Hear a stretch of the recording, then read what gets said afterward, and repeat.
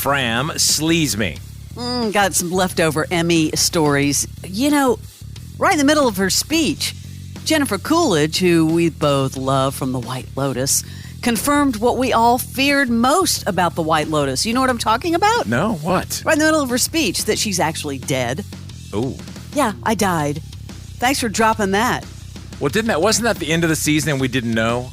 We didn't know. People Yeah. were like, is it true? Is it true? And then she drops that. Of course, now all of the headlines from the Emmys. Whoops. It was really, really good to see Christina Applegate. She was a surprise at the beginning of the show on the Emmys. She got a standing ovation. She got really teary-eyed. We don't have to applaud every time I do something, she said. And then she made a reference to a body not by Ozempic. That was a funny. Which I thought was really funny. Yeah. A little quip she just stuck in there. Yes. Every musician's nightmare. I know you're going to know what I'm talking about, Barnes, but you're playing a big city. You want to give a big shout out to the town where you are. Want to check this out before I tell you who it is? Are you ready, Boston? Are you ready, Toronto?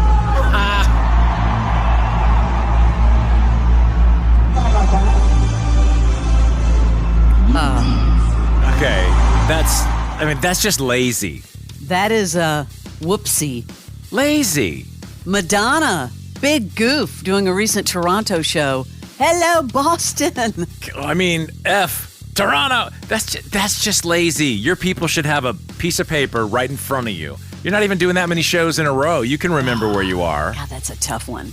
West Side star Ariana DeBose was left sort of confused, not impressed after becoming the target of a joke at the Critics' Choice Awards. I actually saw this. The Last of Us star Bella Ramsey included the actress sort of in a group of actors who also think that they're singers.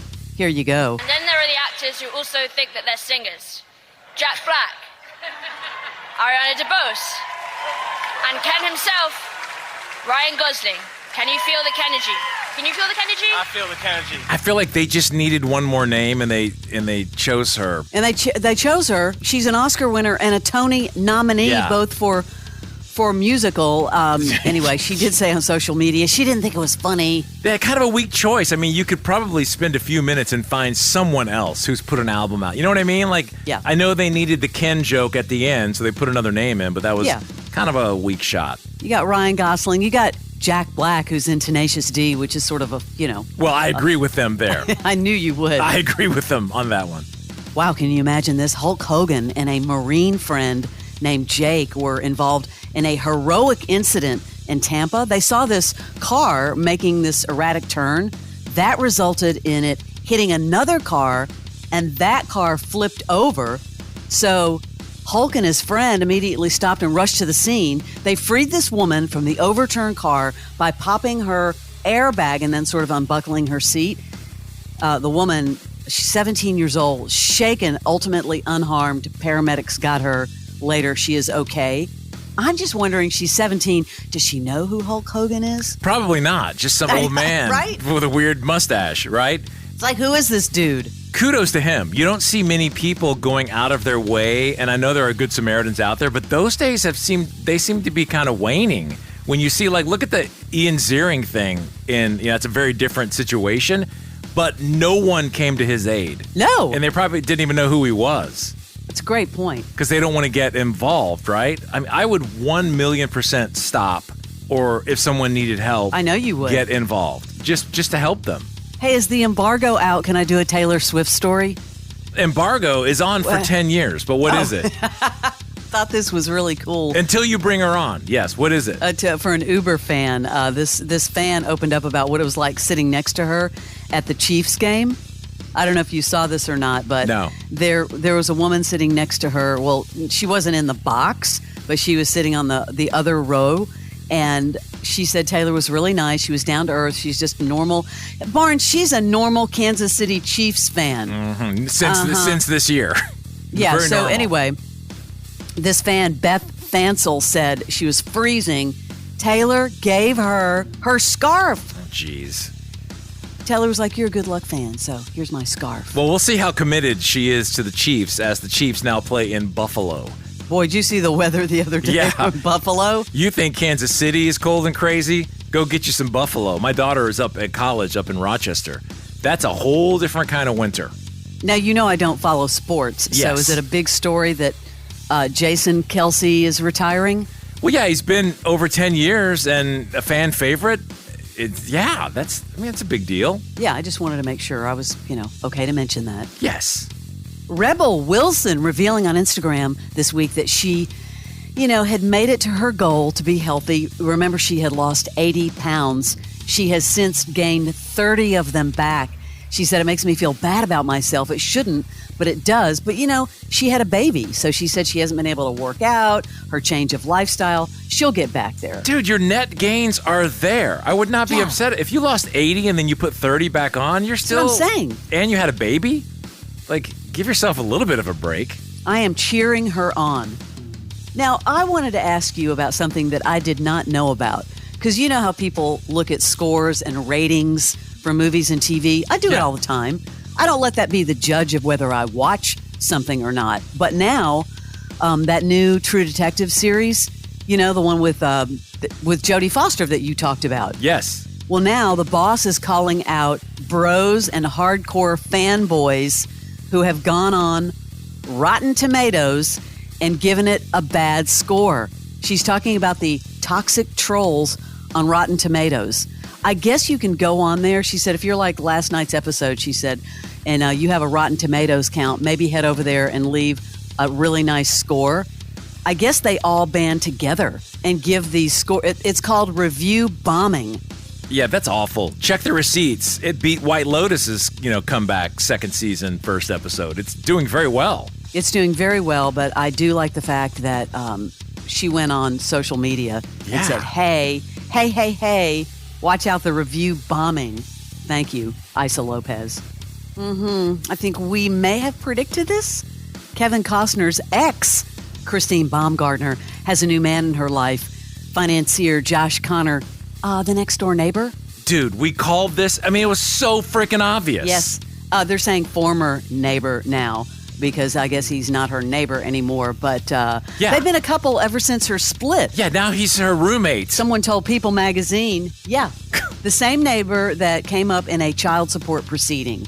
Remember that? I guess he was maintaining that the two, she says, were just friends. Yeah, right. They tried to put that this all makes so much sense now because she was being so hardcore. I thought it was him, the one cheating, but she's going out of her way to do all this stuff way back then because it was her, it seems, that was screwing around. Maybe Kevin was on the ranch for too long. Maybe he was on Jewel for too long. Hello. Maybe that was the problem. I don't know. We need an investigation there. I don't know. Someone finally speaking out, Rebecca Romaine, the ex-wife of John Stamos. Everybody else is talking about it now. She is claiming she was totally taken back when John Stamos' autobiography came out. If you would have told me. It's his life story, of course. It does contain a good bit about Rebecca Romaine. Quote, I was very surprised by all of this, incredibly shocked, actually. I was sort of blindsided by it. But, I don't really want to help him sell books based on those headlines. So that's all I really want to say about it. She doesn't really want to have anything to do with it. He accuses her in the book of infidelity. But if you don't want to help him sell books, then you don't open your mouth at all. Yeah, she didn't really comment that much about it. He also spoke about feeling emasculated in their marriage, especially when her career began to take off, while his sort of hit a lull. I think that happens in a lot of celebrity marriages. Quote, in my mind back then, she was the devil, and I just hated her, he admitted. I couldn't believe how much I hated her, and it ruined my life. They were married from 1998 to 2005. Man, why couldn't he just sit back and enjoy it? He had his fame, now you take a break, let her do her thing, and just have fun. That's so weird that you get that freaked out because your wife, if my wife was crazy successful like that, I'd be having a parade. I know, that's what I'd just be like, where are we going? I want a pool. This happens over and over again.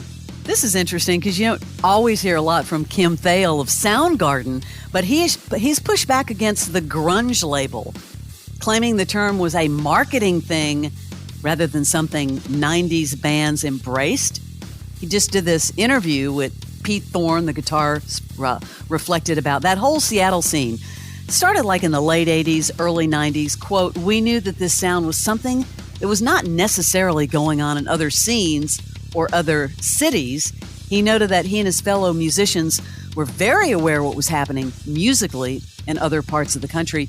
People were being very true and allegiant to the punk rock ethos. And of course, Seattle was doing something different. We were very aware of that. We didn't think it was grunge, though. He doesn't like the term. That became something later, a thing later. It kind of needed a name, though. But that's weird that this becomes a story 30 years later, that they didn't like the grunge label. Yeah. What would you have called it, though? I mean, it was a different sound. Like, who coined grunge? Was that maybe in an article or something? Ooh, Google that. I mean, I honestly don't know where. I mean, that it just kind of came along. Sub Pop's co-founder, Jonathan Poneman. Oh, yeah, I know Jonathan. Yeah, he apparently used from Sub that. Pop. That was a big, it's a big indie label. Yep, that was what he called it to describe the music. And then the term Seattle sound kind of became a marketing ploy for the music industry. Yeah, there you have it. Do you say Lindsay Lohan or Lindsay Lohan? I've heard both. I have too.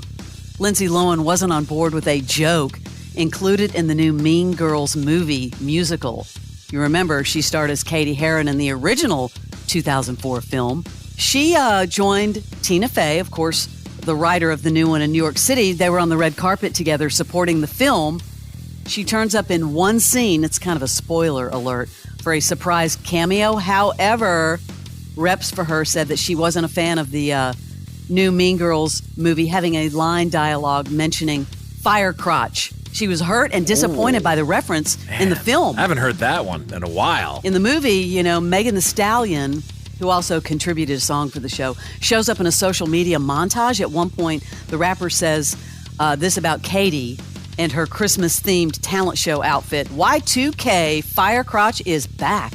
Of course, a reference to that whole 2006 paparazzi video in which Brandon Davis referred to Lindsay Lohan as a fire crotch. And you know what fire crotch means? I actually don't. Fram. Do I need to Google that? Fram. Seriously? Is that somebody that gets around a lot? Fram. Why isn't Queen here when I need her? Fram, Google fire crotch, and I would like you to try and describe. I have not heard that term in a minute. Well, I do remember that whole thing that happened. Oh. What is it? It means having a red pubic hair. I'm surprised that you let that out. Yes. I mean, it's on Google. It's there for everyone to see. No, I know, but I thought you were going to dance around that. Do you get it now? Fire crotch? Yeah. Do you think that she should be insulted or upset about that? I mean, why wouldn't they have told her that was in the movie? I guess they wanted to keep it a secret? Maybe because they thought she would kick back, but there's a whole lot of things she should be upset about in her past. She's gotten it together now, but she actually looks really good now, and her career seems to be back on track. Completely. A Travis Scott concert last week in Canada damaged a Stanley Cup. And we're not talking about the new Stanleys. We're talking about the actual statue. He performed at the same place where the NHL Montreal Canadiens play. Apparently, why is there always a problem at a Travis Scott concert? The bass was so strong that it caused 3 Stanley Cups from the actual trophy case to fall. Luckily, only one was damaged. How crazy is it that the assumption was that you were talking about the little tumblers? I thought you were talking about the real Stanley Cup. Well, because Stanley's such a big thing right now, they put these limited edition ones out and people go crazy to try to get one. I have one. I don't get the fascination with that, but okay.